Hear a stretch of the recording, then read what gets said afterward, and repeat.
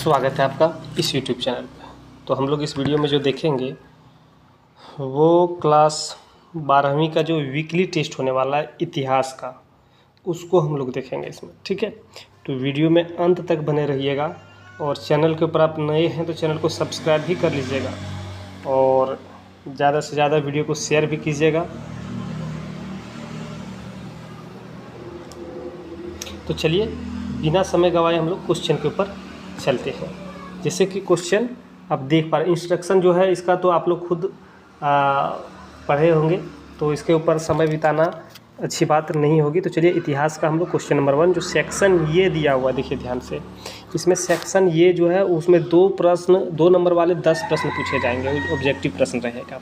ठीक है, तो सेक्शन ये को हम लोग देखते हैं बिना समय गंवाए। तो देखिए यहाँ पे हम लोग देखते हैं, यहाँ पे दिया हुआ है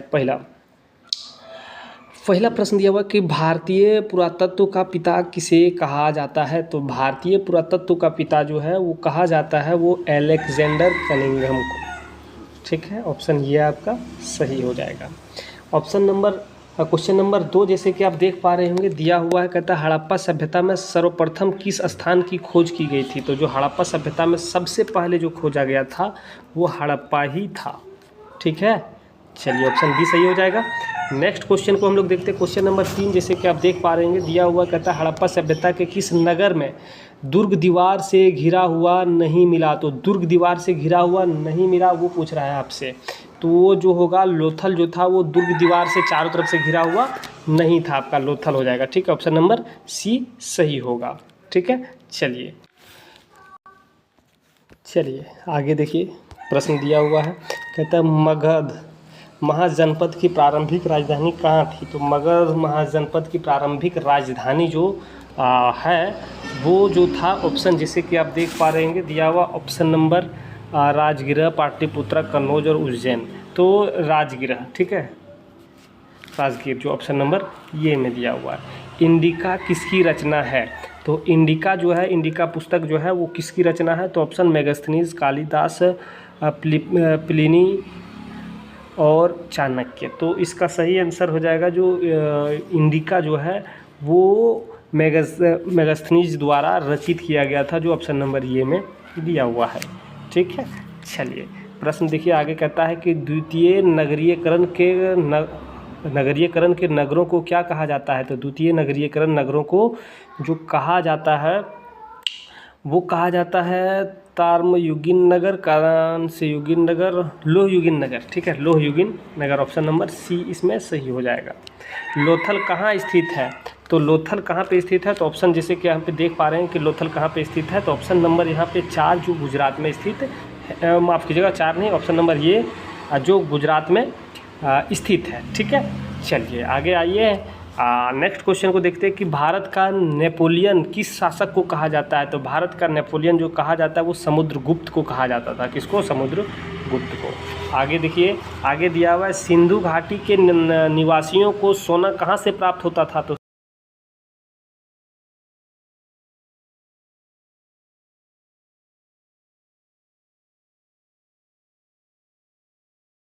ठीक है, चलिए हड़प्पा सभ्यता में बंदरगाह का प्रमाण कहाँ से प्राप्त हुआ। तो हड़प्पा सभ्यता में बंदरगाह का प्रमाण जो प्राप्त हुआ था वो है लोथल से। ठीक, तो ये 1 नंबर वाले प्रश्न हम लोग देखे। चलिए आगे देखते हैं सेकंड जो वीवीआई प्रश्न देखा गया है यहाँ पे, देखिए इसको भी थोड़ा सा आप लोग नोट करके चलिएगा। हड़प्पा सभ्यता का कांस्ययुगीन सभ्यता क्यों कहा जाता है। तो हड़प्पा सभ्यता को कांस्ययुगीन सभ्यता इसलिए कहा जाता है क्योंकि हड़प्पा सभ्यता को कांस्ययुगीन सभ्यता इसलिए कहा जाता है क्योंकि यहाँ पर लोगों ने औजार बनाने के लिए तांबे और 3 धातु को मिलाकर कांस्य धातु का उपयोग किया था। इसीलिए हड़प्पा सभ्यता को कांस्ययुगीन सभ्यता कहा जाता है। कांस्ययुगीन सभ्यता क्यों, क्योंकि आपको बताया ना कि वहाँ के जो औजार बन रहा था वो 2 धातु मिलकर बनाकर एक नया धातु बनाया जिसको कांसा कहते हैं, और कांसा से औजार बनाया गया था, इसीलिए इसको कहा जाता है। ठीक है, चलिए नेक्स्ट क्वेश्चन जैसे कि आप यहाँ पे देख पा रहे होंगे दिया हुआ है, कहता है कि हड़प्पा सभ्यता के विस्तार का उल्लेख करें। तो हड़प्पा सभ्यता का जो विस्तार इस प्रकार से था कि हड़प्पा सभ्यता का विस्तार उत्तर से जम्मू से लेकर दक्षिण में नर्मदा नदी तक और पश्चिम में बलूचिस्तान से बलूचिस्तान के मकरान समुद्र तट से लेकर उत्तर पूर्व में मेरठ तक विस्तरित था। ठीक है, इस प्रकार से ये दोनों का हल आप लोग लिख सकते हैं। चलिए नेक्स्ट देखते हैं हम लोग। सेक्शन सी में ऐसा प्रश्न पूछा जा सकता है आप लोगों को, तो थोड़ा सा बारीकी से समझने का प्रयास कीजिएगा।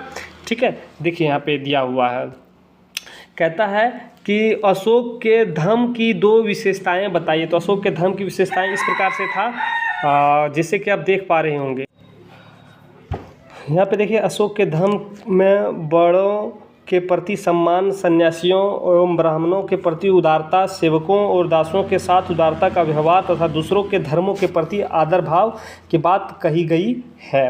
अनेक विद्वानों के मतानुसार अशोक का धर्म वस्तुतः तत्कालीन सभी धर्मों का सार था। ठीक है, ये इनकी विशेषताएं थे, इसकी धर्म की विशेषताएं।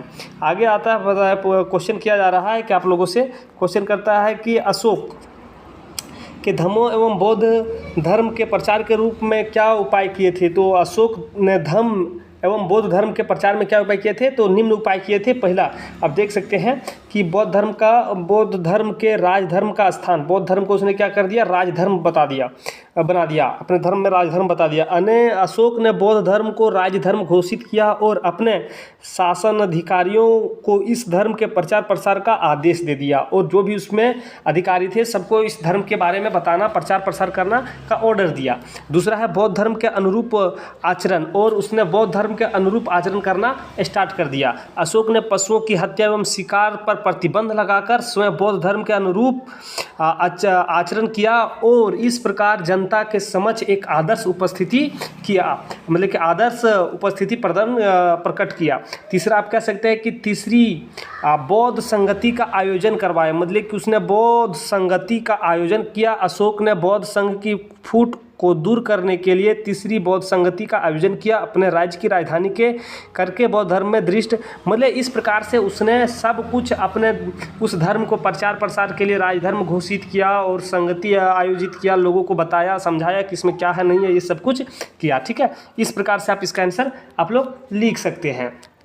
नेक्स्ट आप देखिए यहाँ पे दिया हुआ नेक्स्ट सेक्शन, यहाँ पे डी जो है, इसमें से देखिए क्या बोल रहा है, सब्जेक्टिव क्वेश्चन है बट लॉन्ग क्वेश्चन होगा। इस प्रकार से यहाँ पे आप लोग इसका आंसर लिखेंगे। क्वेश्चन ऐसा होगा, देखिए दिया हुआ है कि मोहनजोदड़ो के विशाल स्नानघर के विषय में आप क्या समझते हैं। तो मोहनजोदड़ो के विशाल स्नानघर है, उसके बारे में आप क्या समझते हैं, क्या जानते हैं। ठीक है, तो यहाँ पे देखिए मोहनजोदड़ो के प्रसिद्धि का एक बड़ा कारण उसका विशाल स्नानगार है, जो विशाल स्नानगार का सार्वजनिक प्रयोग होता था। इस स्नानगार की लंबाई एवं चौड़ाई क्रमशः 180 एवं 180 फुट, मतलब 180 फुट होता था। ठीक है, 180 से 500 फुट के बीच में होता था। इसमें स्नान कुंड आंगन के बीच स्थित है, जो लगभग 40 फुट और लंबा और 23 फुट चौड़ा एवं 8 फुट गहरा है। इस कुंड के चारों ओर बरामदे, कमरे, रास्ते, नीचे उतरने के लिए सीढ़ियां बनाई हुई है। इनके लिए कमरे बने हुए थे। एक बड़ा कुआं था जिसके जलाशय में पानी जाता था। ठीक है, इसके उत्तर में एक गली की दूसरी और छोटी संरचना के 8 स्नानघर बने हुए थे। स्नान कुंड का पानी निकालने के लिए एक नली थी। संभवतः यह स्नान कुंड सार्वजनिक स्नानघर का स्नानघर था। इसका प्रयोग धार्मिक अनुष्ठानों के समय किया जाता था। इसकी वास्तुकला आज की वास्तुकारों के लिए आश्चर्यजनक या एक आश्चर्यजनक विषय बना हुआ है। ठीक है, चलिए इस प्रकार से आप इसको लिख सकते हैं। नेक्स्ट क्वेश्चन, जैसे कि यहाँ पे देखिए कि हड़प्पा सभ्यता, देखिए हड़प्पा सभ्यता की लिपि के बारे में आप क्या समझते हैं। तो हड़प्पा सभ्यता की लिपि 375 से 400 चिन्हित किया गया है, मतलब हड़प्पा सभ्यता की लिपि के लगभग 375 से 400 के बीच में बिंदु चिन्हित किया गया है। ये सभी जगह छोटे आकार में है। साधारणतः सेल खड़ी की आयताकार मोहरें तांबे की गुटकाओं आदि में मिलते हैं। ठीक है, दूसरा है लिखावट सामान्यतः दाईं से बाईं, मतलब दाहिना से बायां। ठीक है, जिस तरह से अभी आप कह सकते हैं कि उर्दू की लिखावटी है। ठीक है, चिन्हों का अध्ययन करने पर संकेत मिला है। इसमें स्वर, व्यंजन और मात्राओं का वर्णन जैसे क्रम नहीं रहा है। ठीक है, दूसरा हड़प्पा लिपि वर्णात्मक नहीं है, वरन मुख्यतः चित्र लेखनात्मक है। दुर्भाग्यवश इस लिपि को अभी तक संतोषजनक ढंग से नहीं पढ़ा जा सका है। अभी इस जो लिपि है हड़प्पा सभ्यता की जो रचनात्मक है वो वर्णात्मक लिपि को अभी तक सही से शुद्ध रूप से नहीं पढ़ पाया है।